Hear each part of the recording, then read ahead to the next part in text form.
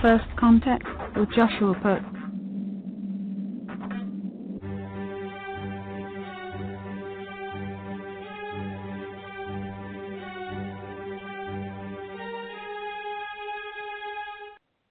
Good evening, people of Earth. How you doing tonight? Welcome to First Contact Radio. I am your host, Joshua Pote. I am with you for the next hour as we weave through today's events and figure out what the heck is going on in this world. You can find the show at firstcontactradio.com. If you want to call in, if you want to talk about something tonight, 347-989-1234 is the number. Reason I am here is to be able to bring some sort of levity or understanding to what is going on in the world. I've been doing this show now for a little over 7 years.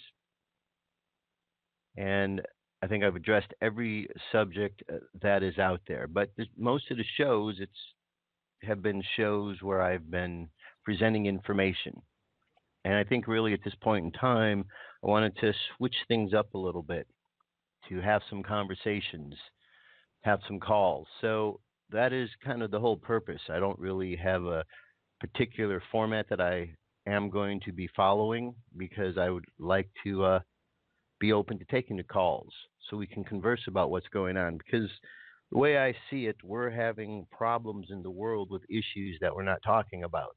And the longer we go without talking about the issues, the longer the issues are going to be problems. So in order to solve them, we need to talk about them. Okay?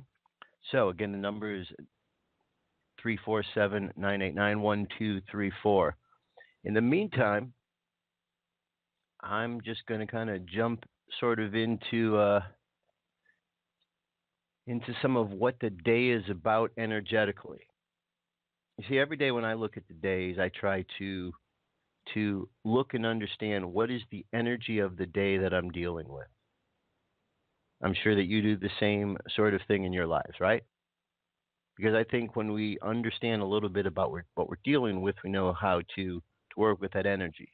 So, for example, if we wake up, we see that it's sunny, we know that it's warm, we dress maybe in a t-shirt or maybe some shorts. If it's raining, we put on a different type of clothes, maybe some sort of a jacket. If it's cold, grab a sweater or a sweatshirt or a hat. So we really look at the environment around us and we allow that to be able to help us understand what it is we're working with for that day. It's the exact same thing with all of the other energies that we can't see. And there's a lot of these energies because our eyes can see a certain spectrum of energy and our ears can hear a certain spectrum of energy. But there's spectrums of energy beyond the things that we can see and hear. And if we are able to step back and allow ourselves to be able to maybe look at things from a different perspective, we can start to hear and see the subtle energy that's out there because it manifests every day in our lives in many ways. You know, we've heard the statement how life communicates with us. And it does in every single way. The question is whether or not we are paying attention. Whether or not we're paying attention. And I know that I go through life and I, sometimes am not listening and sometimes I am listening. And I can tell the difference. And I know we all go through these phases because I see the same things going on because I am a reflection of you and you are all a reflection of me and vice versa. We're reflections of each other. And so if we understand this energy that we're a part of, life experience we're a part of, then we start acting a little differently because we understand where we fit in to the big picture, where we fit in, what's our role, how do we help things along. Because there definitely has to be a purpose to all of this, don't you think? Definitely some kind of purpose because otherwise, why are we here? Are we just here because of no reason? Just by some accident? Well, that seems highly unlikely, given all that we have come to learn over all these years. that there is no accident, that we are here because there was a purpose for us being here. And over this many, many, many years, we've evolved. We've become better versions of ourselves. And yet, as much as we've become better versions of ourselves, we still have the inability to, as a whole, look back into our past to see who we truly were. So we're really not sure how we used to be to know what we're capable of. But we do have stories, and we have teachers that have been around.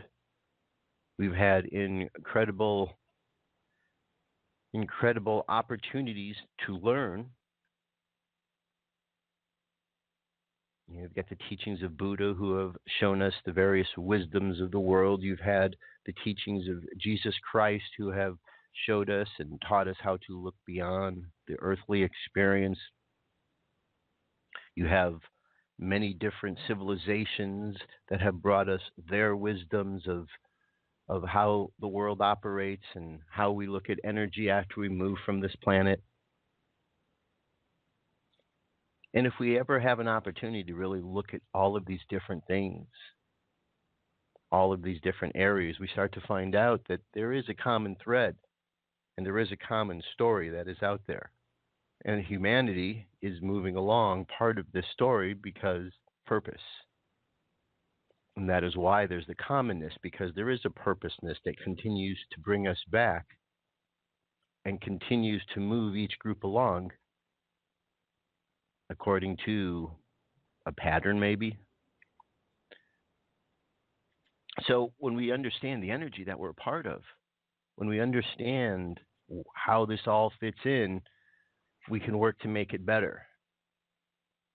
And there's a lot of things that we should be looking at when we go out into the world. First and foremost, I think we should be feeling. We have these centers in our body. Our body feels energy that comes to us. We feel things around us.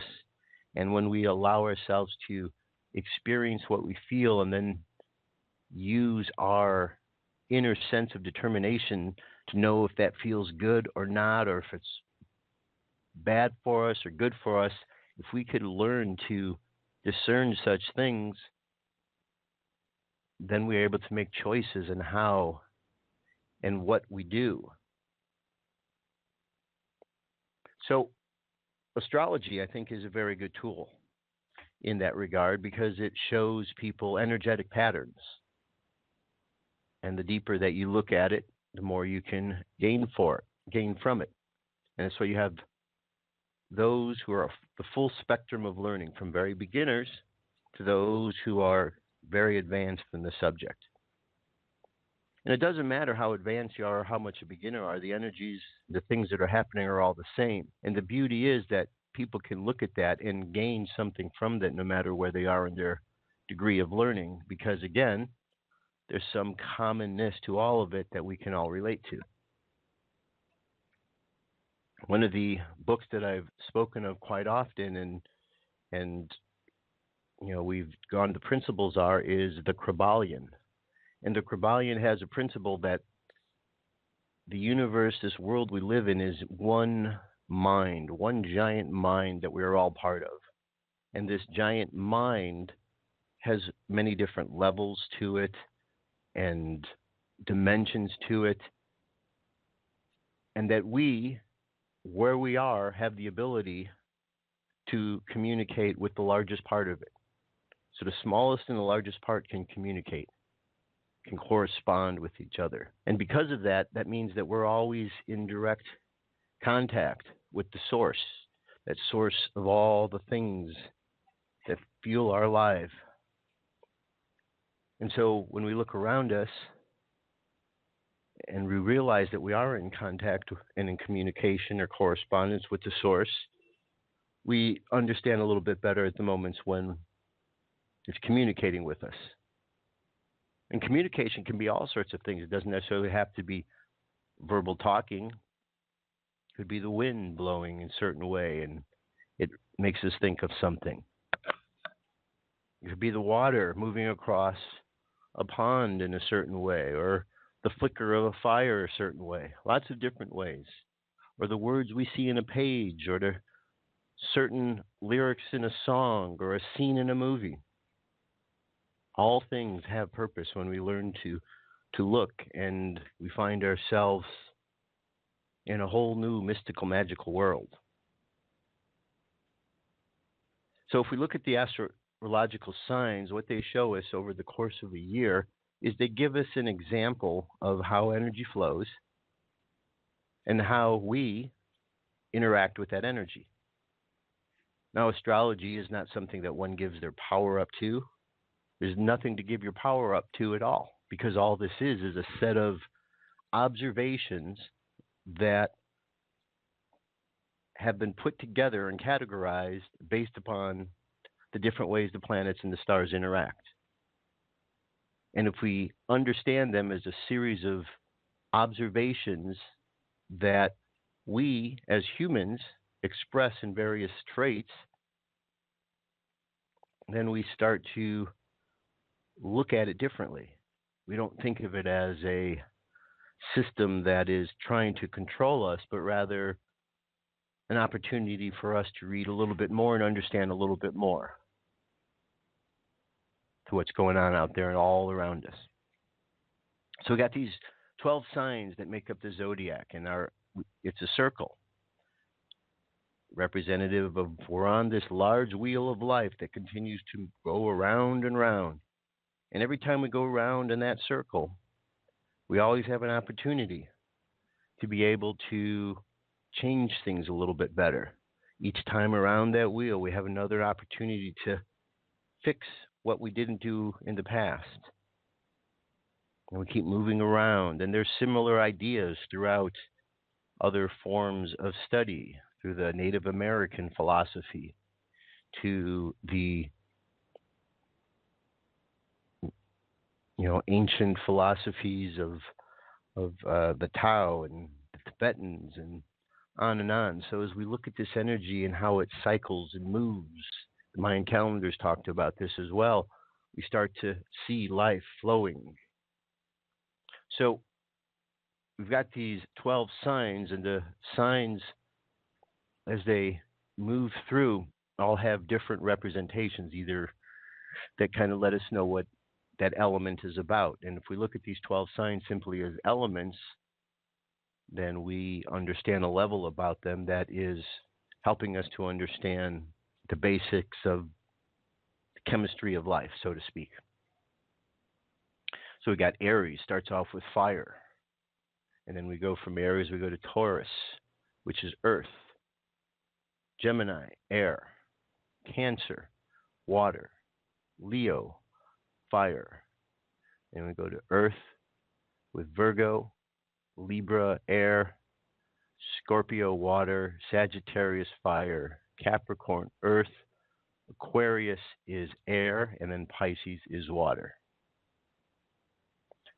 And as we move around the zodiac, each one of these 12 also represents a particular house. So as we move into a particular house, there's a particular feeling that occurs, a particular thing that takes place in that house.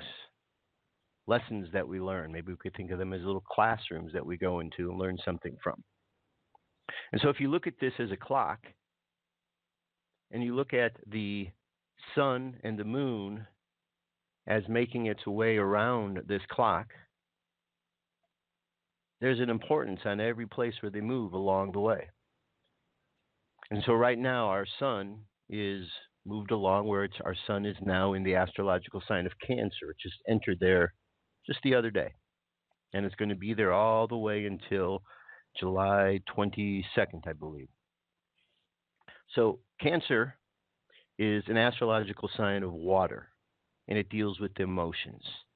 This house of Cancer is the house that could be representative of the home, the mother, the feminine. So this period of time that we're in energetically, this next phase as we're going through this house, which will be all the way through the 22nd of July, these emotions are going to be around. We're moving through this water. And in the tarot cards, we have the card of the Chariot. And the card of the Chariot is the card that's representative of the astrological sign of Cancer. And the Chariot is the one who is traveling through but is protected because he is wearing the armor of God. And therefore, wearing this armor protects the charioteer from all of the emotions. They're trying to push his buttons, because that's what happens. Our emotional buttons gets pushed, and then when they get pushed, we respond in many, many different ways. Sometimes good, sometimes bad. But what we ultimately learn is sometimes it's not always good to be affected when our buttons are pushed. So we want to learn to be able to control ourselves a little bit more. So that's what the charioteer is doing, is when we put this armor on, this protection, it protects us from all of that emotions that try to hit us. Okay, the other thing on this card here is you have a chariot, which is a vehicle, and it's driven by two sphinxes, and the sphinxes represent riddles of life. A riddle. Okay, we look at the Sphinx, it represents some sort of a riddle. And we have one black and one white. Opposites ends of the color spectrum. So we have the opposites, we have riddles, and this is what is driving the chariot forward. And in order to make this chariot move forward, the secret is the chariot needs to be driven by that spirit that flows through us. And when we allow that spirit to flow through our vehicle, our human vehicle, that is protected with armor, the energy around us that is protecting us from the emotions that are hitting us, when we allow this spirit to move through and to be that guiding force in our life, it allows us to be able to move forward, and the riddles become solved. The opposites of life balance themselves out, and we move down the path. Because otherwise, can you imagine if you've got the sphinxes and you go in different directions, you're not going to go anywhere. So we're in this time now where that's our lesson for this next month. Okay, that's our lesson for this next month. So if we can just simply know as we're going out and into the world each and every day that we need to protect ourselves emotionally, I think we'll be doing good by ourselves. Now, the reason I bring this up is real simple, because there's so much anger in the world right now, so much. And all that anger it's all emotions that are just pent up.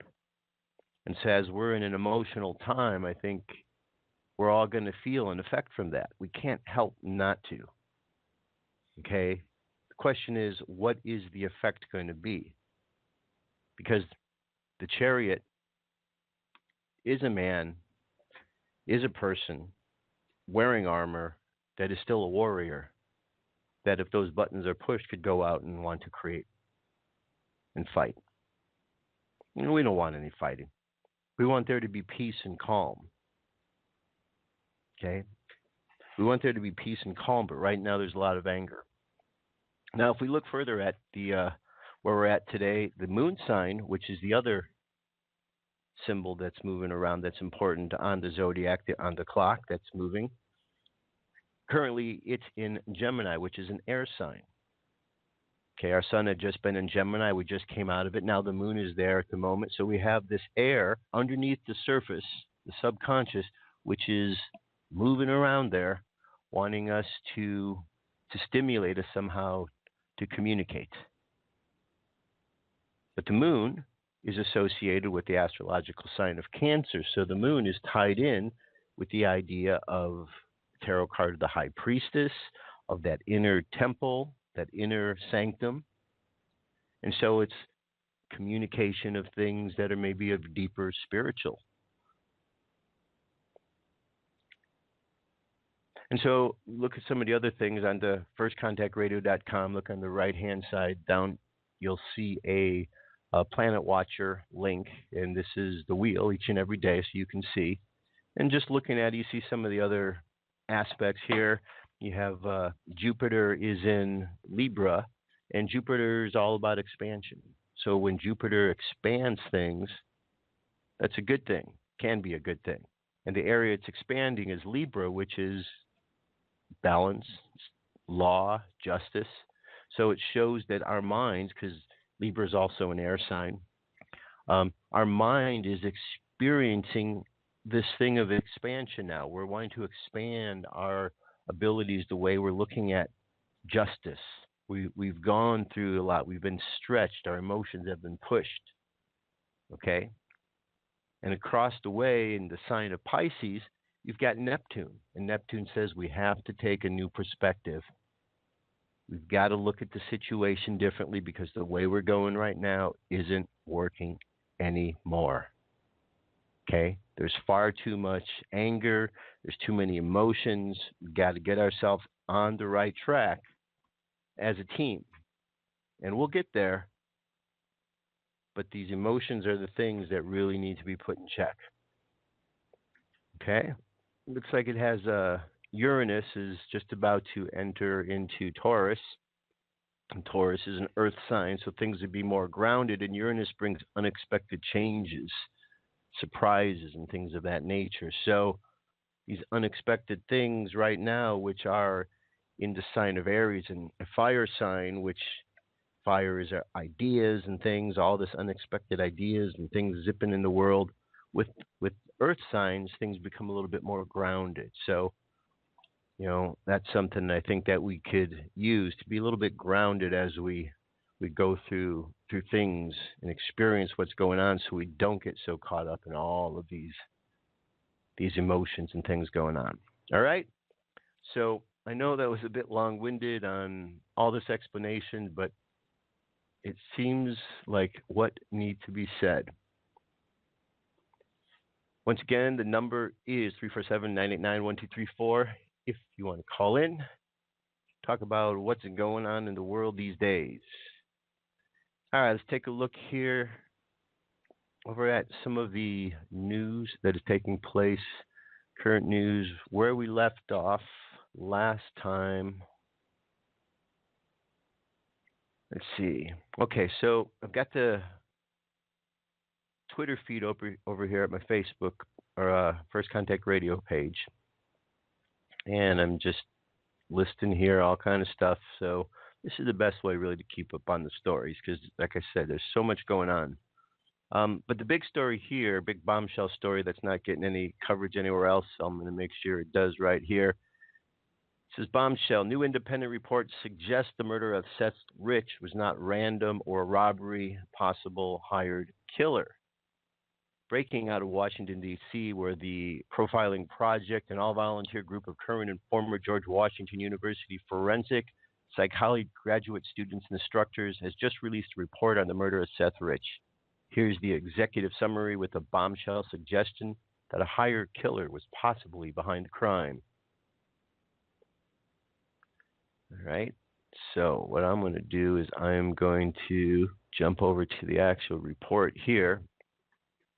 And let's jump into it here. Let me read through this. Profiling Project. Initial findings, June 20th, 2017. On Sunday, July 10th, 2016, at approximately 4:19 a.m., Mr. Seth Conrad Rich was shot and killed on the 2100 block of Flagler Place Northwest. Seth Rich was the 36th of 66 unsolved homicides and one of 135 total homicides in Washington, D.C. in the year 2016.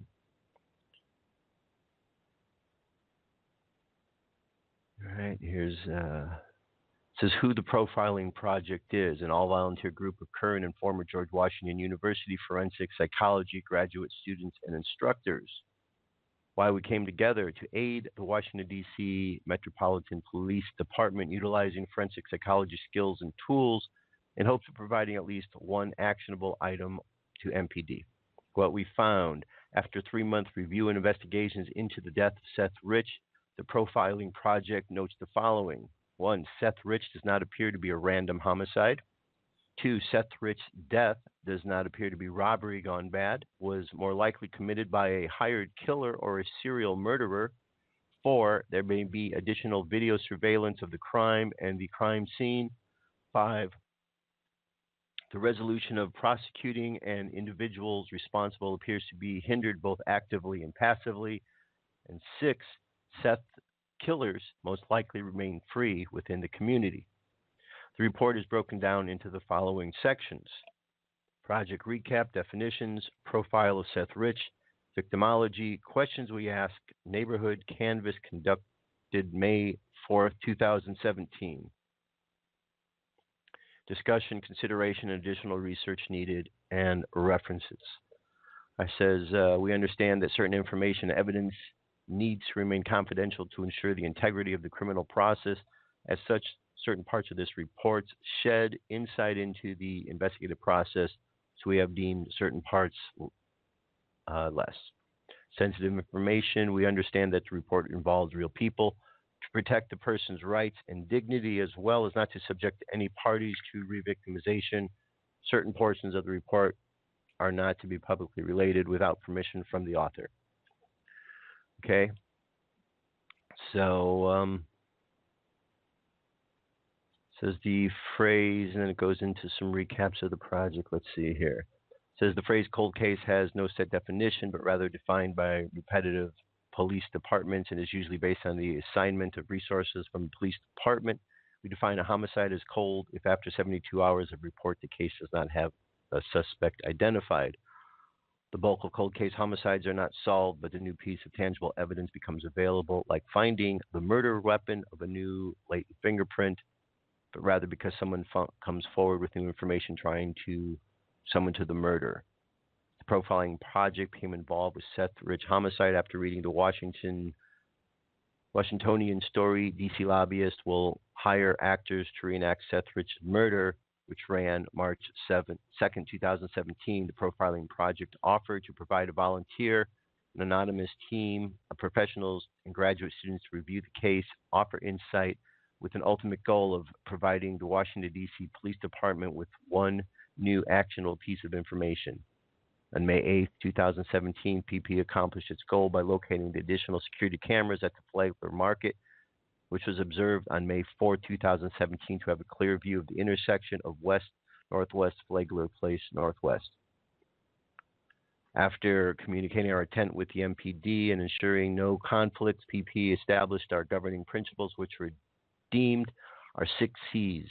With these principles, we endeavored to learn all we could about Seth and the events surrounding the homicide, though publicly available information. The goal of PP was to create as strong a profile of Seth Rich as possible.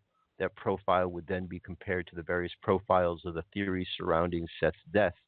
PP understood that the bulk of our information would be second and third hand accounts, reporting statements. To assess validity of such information, PP established a weighted tool to give value and credibility, reliability, and validity of the statements and the information reviewed. We conducted statement of validity assessments for any statements or information we were presented. PP was given no special access to any materials, evidence, or persons, and due to case sensitivity, conducted only informal, limited interviews. The bulk of our report is based on statistics, prior research, and logos. Data was retrieved from the DC Police Crime Mapping Interface. The website allows the public to query historical and current data from the Metropolitan Police Department database for reported crime statistics. The team downloaded the data from all 7 police districts using the time parameters of 1/1/2012 through 4/6/17. All data were downloaded in Excel spreadsheets, merged into one file, then exported out by offense type. Okay, and all this other. Okay. What else we got here? It says PP followed the homicide investigative process, trained and utilized the New York Police Department Homicide Investigations Training Course. The corpus delicti, or the body of the crime, be established for homicides are following. All right, so it goes through all the steps they went.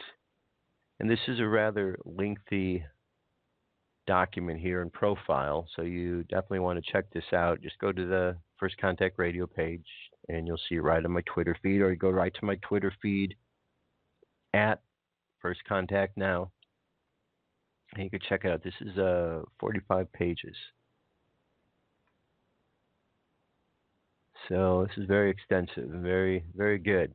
Very good work. So For those who are wondering if investigation is taking place, if this is being looked at, this is absolutely the case. And, justice will be served in this one. They'll catch the people eventually.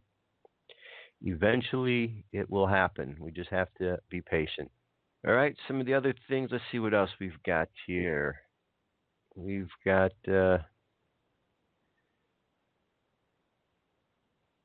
this is a good graphic here. I saw this posted up at the Donald. Everyone just we hear it talks about the voter problems, how there's voter fraud going on, and one of the ways to eliminate that is to simply be able to provide IDs. Seems like a pretty smart idea to me. You show your ID, they cross your name off. But whenever that idea is brought up, there seems to be the cries from the left of saying, no, that's racist. That's racist. Well, I don't know exactly how that is racist, and there's a lot of people that feel the same way. So here's a really good list that is here, and I thought this makes a lot of sense. It says, these are activities where requiring a photo ID is apparently not racist. Buying alcohol, buying cigarettes, opening a bank account, applying for food stamps, applying for welfare, applying for Medicare, applying for Social Security, applying for a job, applying for unemployment, renting a house, buying a house, applying for a mortgage, driving a car, renting a car, buying a car, getting on an airplane, getting married, purchase a gun, adopt a pet, rent a hotel room, apply for a hunting license, apply for a fishing license, buy a cell phone, gamble at a casino, get a prescription, donate your blood, buy an M-rated video game, use a credit card, hold a rally or protest. Activities where requiring a photo ID must be racist. Voting. So how does that make any sense, I mean, people go and they do all these things. They buy these things. They use their IDs. So why wouldn't they have to use it for something so important as voting? And the only reason is because those who are telling you don't do it are cheating. They're the ones who are engaged in the voter fraud, and they don't want people to know that. They don't want people to know, they want to keep cheating. So if you eliminate one of their ways, if you eliminate the voter rolls, then, where people have to come and show their ID, suddenly it changes the game. If you go to voterfraudisreal.com, there's a video there that is a video, and it is a gentleman that is speaking about, a Mexican gentleman, speaking about how he signed up illegals to vote. And he signed them up for Hillary and Obama, and he got paid to do so. And he talks about how much money he made and what he was able to buy with that. And the reason this information came out is because the person who is doing the filming of this, who disguises his voice during the course of this, he claims that he was stiffed by Hillary. He never got paid, so he decided that he was going to protect himself and put this video out. So that video is out there, is available. You can watch it. It's a lengthy video. Check it out. See what you think. See if you think there's any merit to it at all. That's at voterfraudisreal.com. Here we have a report. Congressman Steve Scalise says he's continues to make good progress, now listed in fair condition. This was as of yesterday. Trump vindicated study shows up to 5.7 million illegals voted in presidential election. So there is definitely a problem, and people are looking into this. This comes from the Daily Wire. It says a couple weeks after the 2016 presidential election, President-elect Donald Trump tweeted this: in addition to winning the Electoral College in a landslide, I won the popular vote if you deduct the millions of people who voted illegally. Well, the mainstream media scoffed and immediately sent out to disprove this claim. And of course, the mainstream media also galloped off to cover 2016 loser Jill Stein's effort to get a recount for Hillary Clinton, who had taken to her bed piled with cash to weep in solitude. Trump wrongly tells congressional leaders that millions of illegals cost in the popular vote, said the LA Times. And there is one fact in the header. Trump lost the popular vote by 2,868,519, according to Dave Leap's Atlas of U.S. presidential elections. Fast forward to today, and the MSN is still trying to derail Trump over everything he does. But a new report to come out shows Trump may well have been right in his claim. So, and now it gets down here. It says justfacts.com, an independent think tank, did some serious number crunching on immigration and said this in the 2008 election, that the number of non-citizens in the poll of the margin of sampling error for the self-declaring voting is plus or minus 5% points with at least 95% confidence. The number of non-citizens in the poll who are in the database, the margin of sampling of error in the declared is plus or minus. And these studies results in the Census Bureau population estimates 594,000 to 5.7 million non-citizens voted illegally in the 2008 election. So that's if that many illegals voted in 2008 up to 5.7 million, then it's perfectly reasonable to think that as many or more voted in the 2016 election. Just facts said that in 2012, 3.2 million to 5.6 million non-citizens were registered to vote, and 1.2 million to 3.6 million of them cast ballots. Remember, Trump lost the popular vote by 2.8. So there's, again, information that's out there confirming and validating what it is that we know that's going on. It's just unfortunate that we have to deal with so many people who don't want to know the truth about this. And by so many people, I'm talking about those on the left, okay? Those who are still crying over all of this, those who don't want to work and move forward, those who want to demonize President Trump because of whatever silly, stupid reason. All you got to do is take a look at what the man is doing. Look what he walked away from to do this.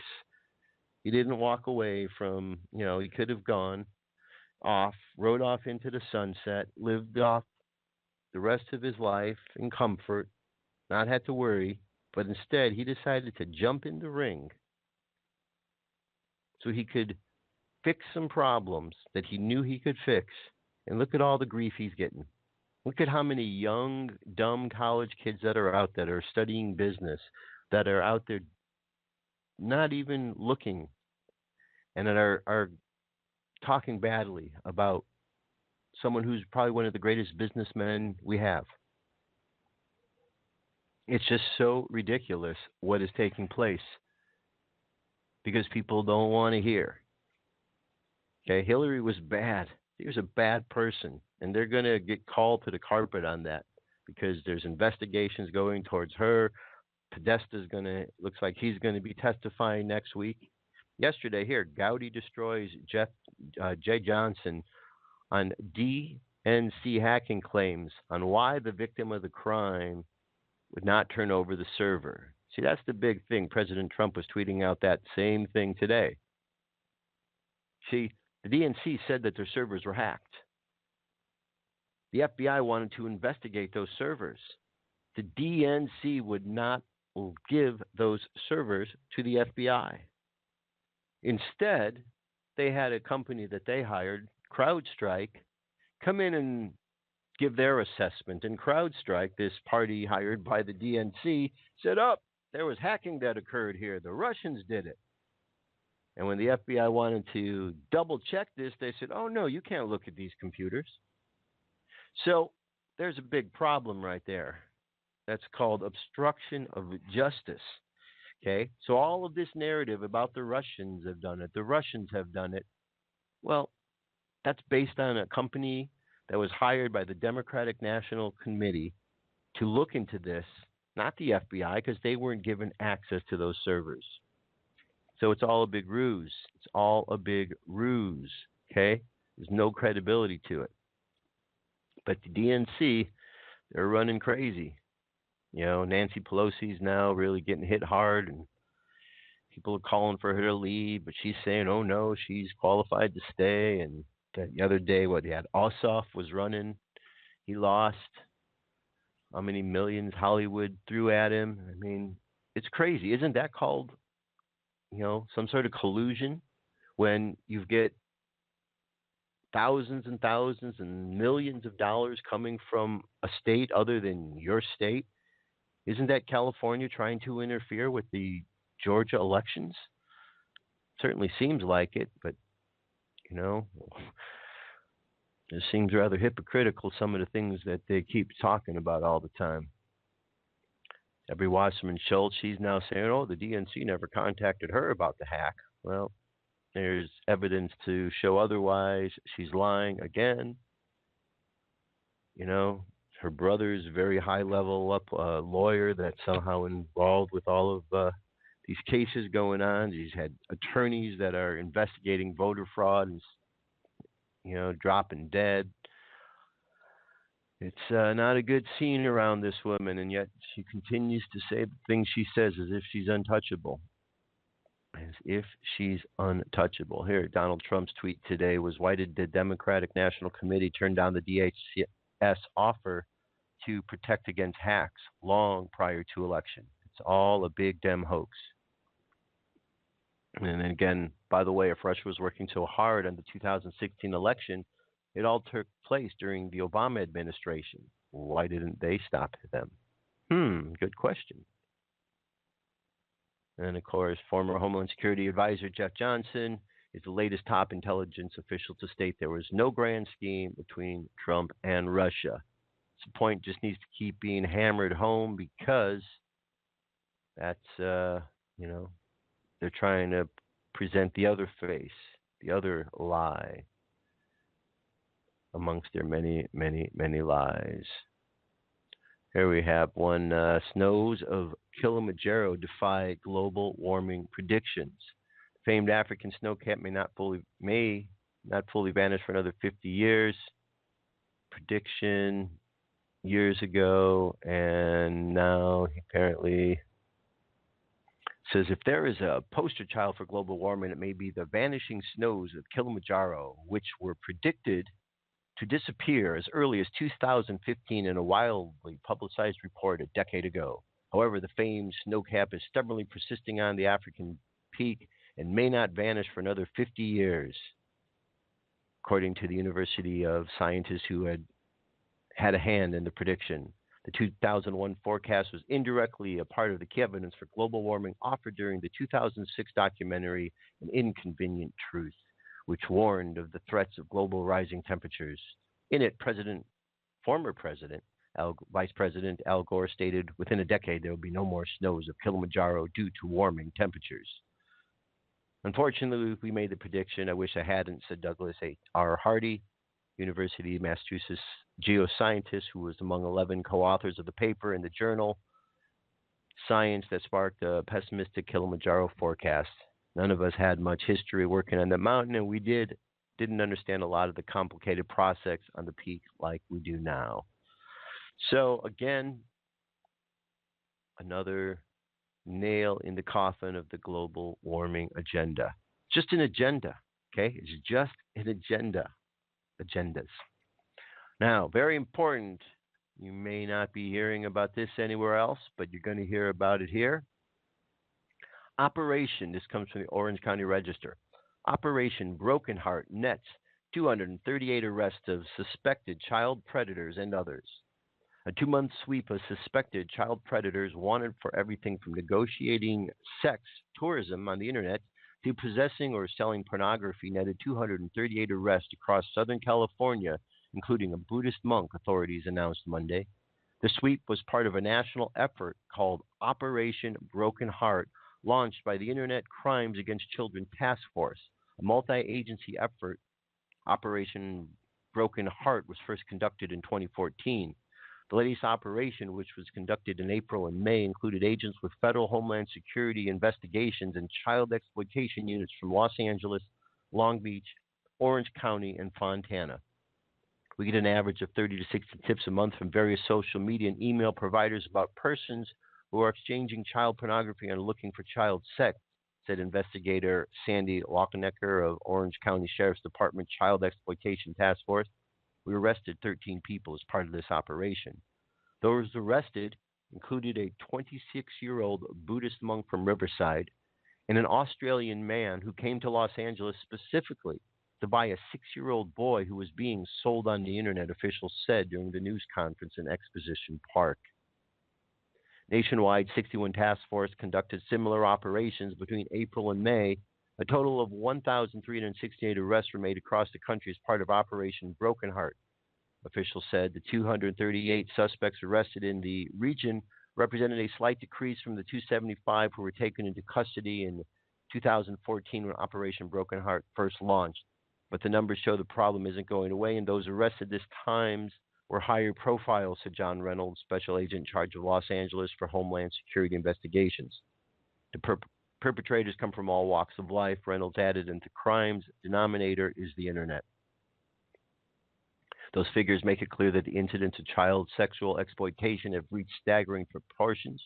Reynolds said, what's more, the stereotypes about the kinds of people who commit child sex exploitation crimes simply do not dovetail with reality. Perpetrators in these cases include the entertainers, community leaders, white-collar professionals, and members of the clergy.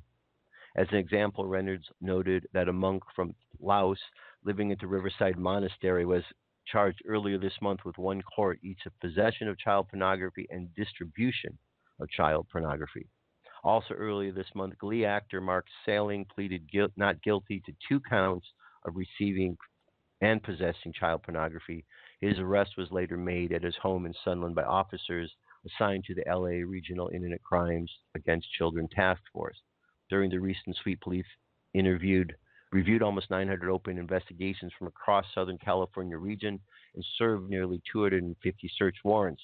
In some cases, a mobile lab maintained by LAPD Internet Crimes Against Children unit would arrive on the scene so officers could examine computer hard drives on the spot to find out if suspects were in possession of child pornography.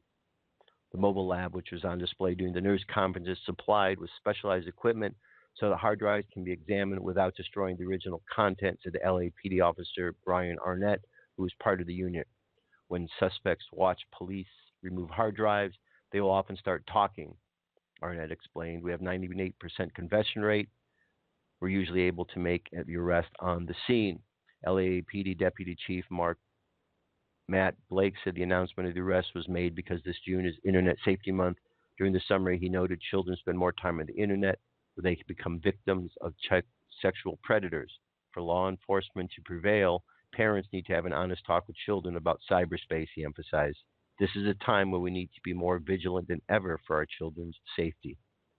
So this is awesome, fantastic news.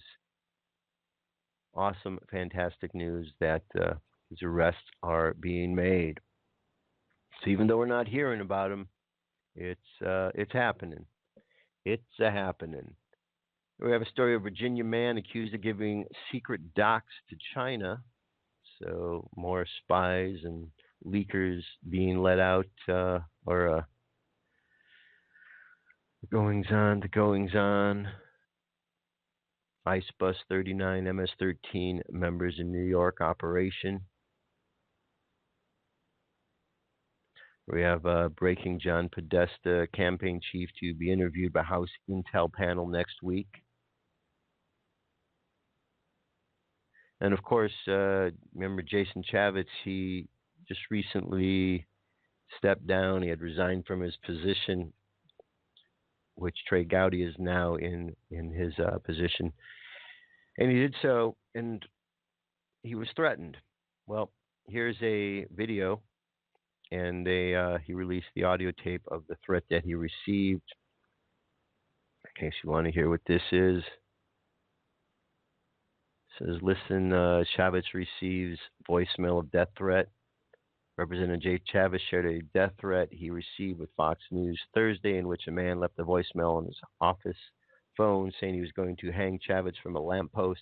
Hey, Jason Chaffetz, I suggest you prepare for a battle, MF and the apocalypse, the man yelled, because we're going to hunt your ass down, wrap a rope around your neck, and hang you from a lamppost. While the caller has since been arrested only because he left 2 messages, Chaffetz explained the lawmakers deal with threats like these regularly without prosecution. We recall another time someone threatened to slit his throat in the wake of the GOP lawmakers coming under attack in Alexandria during the practice for the congressional baseball game. The Utah Republican said more needs to be done to protect lawmakers. I got stacks and mounds of written threats that people put their names to, send us emails, but then again, they don't get prosecuted, he said. There's got to be a better way to protect members of Congress. Some lawmakers believe that they should be able to take their personal safety into their own hands. Representative Jody Hice, for example, introduced legislation this week that would allow members of Congress to carry a firearm anywhere in the U.S. except the U.S. Capitol building, which is protected by the Capitol Police. So, I mean, it's just bizarre, the hatred that's out there. And then, of course, you hear Johnny Depp. He's decided to jump into the swamp, or at least make his presence known as a swamp dweller by saying, when was the last time a president was assassinated? What an idiot. What an idiot. Did he not notice what happens to the other people that are out there speaking such ways? And then James Comey spotted going into the FBI, to the New York Times. This stuff's getting crazy, folks. Some of this is like you can't write this stuff. It's just so freaking comical, the way in which they're doing things, and they think we're stupid. But things are getting worked out. I know it. I trust that they are. I truly do. But to bring things full circle from where we started off at the beginning of the show, we can look at things for the physical events that they are, and we can get caught up in them. Or we can kind of step back and see that there's something bigger going on, and we could find a way to participate in that bigger thing that's happening. Because getting caught up, we don't fully see what it really needs to be done because we're so caught up in the moment. In that place, that's where we're stuck with all this anger. I do think we're going to find a way to dissipate this anger and with all these emotions, and going through this period of time with these emotions. I think we have a good chance to process it. Certainly an emotion that is out there is depression, as people start to accept more of what is taking place and maybe even kind of realize their own actions have been their own worst enemies. One can only hope, right? One can only hope. So that's kind of, I think we can definitely fix this, but we have to make an effort. We have to get past this anger because it's just too harmful. And we've all been there. We've all been angry. We've all said things, out of anger. And we've all had an opportunity to step back after the fact and think about what we said. And many times we do things differently. We say things differently because we realize that we didn't have the effect that we wanted to have. Because I don't think people go into a situation and want to fight. The people out there on the left, they're not trying to, maybe they are fighting just for the sake of fighting, but there's a lot out there that just want to have good things. They're just confused and angry because, they've been lied to for such a long while.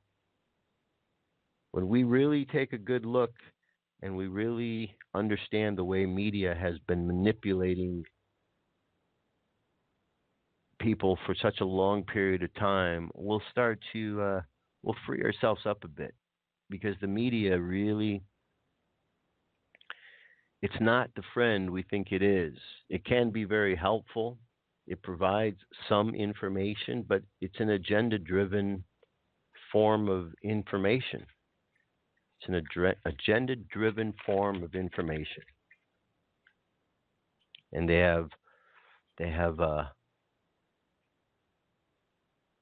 purposes to fulfill, sponsors to appease. So we need to really, be vigilant to that, all of us. all of us. And I know there's many out there who are waking up to see what's going on with the media, thank goodness, but there's still many asleep. When I look and I see the stuff that's going on in these other countries, in Germany, and they've got a big problem. I mean, I can't see how Germany is ever going to be like it was again because the population of Islam, Muslims, radicalized people that are in that country are not going to allow Germany to be the way it was. They're there to change it, period. And things are getting changed. Hopefully, Americans are paying attention so that we do not allow that to happen here. And some are waking up to that. And then they wake up and then they get very worried right away because they realize that, there is a problem. That's why there's people that are out there working to alleviate the problem now so that by the time the stragglers wake up, it's not too late. So the stragglers just need to be grateful to those who are paying attention and maybe need to, once they catch up, maybe they could figure out some things that will help us move along to the next phase. So that's what I think about that. All right. So let's see here. What could we do to wrap things up for today? Let's find some sort of. I always like to wrap things up with a prayer because I think that's the best way to go about it. How about if we do the Lord's Prayer? Our Father, who art in heaven, hallowed be thy name. Thy kingdom come, thy will be done on earth as it is in heaven. Give us this day our daily bread, and forgive us our trespasses, as we forgive those who trespass against us. Lead us not into temptation, but deliver us from evil. From thine is the kingdom, the power, and the glory, now and forever. Let's just imagine, my friends, as we go out into the world this evening and go forth tomorrow, let's just imagine ourselves walking out into a beautiful field of energy.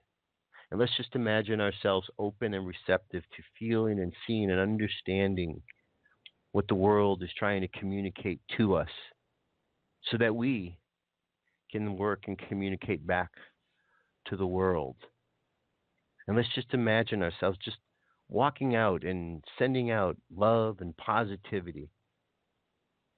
And let's just imagine those thoughts and those ideas going out there and having a truly tremendous effect on people, because as it goes out there, it affects the way people think.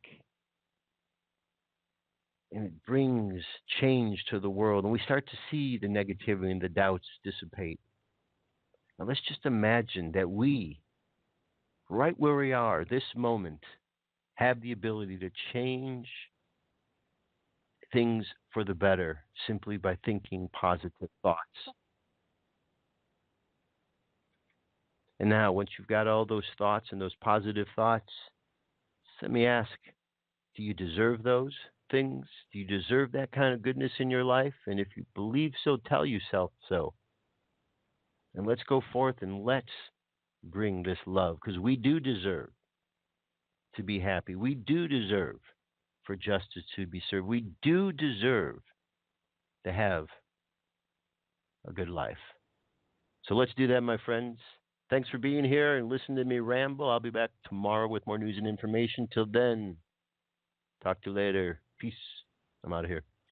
Hi, you've reached the High Fashion Hotline. Hi, my family's going to a picnic, but our clothes are stained. That's quite a pickle. Ketchup, actually. We want to look amazing. Go to Old Navy. Old Navy? Yep, right now get up to 50% off all tees, all tanks, all shorts, and all dresses at Old Navy and OldNavy.com. All up to 50% off? Yes, get tees and tanks from $6 for adults, $5 for kids, and dresses start at $15 for women, $10 for girls. Hey, everyone. We're going Old Navy. High Fashion, Old Navy. Valid 6/21 to 6/27. Excludes clearance jewelry, active, flat tees and tanks, licensed, and men's package tops. Hi, Hi, you've reached the High Fashion Hotline. Hi, my family's going to a picnic, but our clothes are stained. That's quite a pickle. Ketchup, actually. We want to look amazing. Go to Old Navy. Old Navy? Yep, right now get up to 50% off all tees, all tanks, all shorts, and all dresses at Old Navy and OldNavy.com. All up to 50% off? Yes, get tees and tanks from $6 for adults, $5 for kids, and dresses start at $15 for women, $10 for girls. Hey everyone, we're going Old Navy. High Fashion, Old Navy. Valid 6/21 to 6/27. Excludes clearance jewelry, active, flat tees and tanks, licensed, and men's package tops.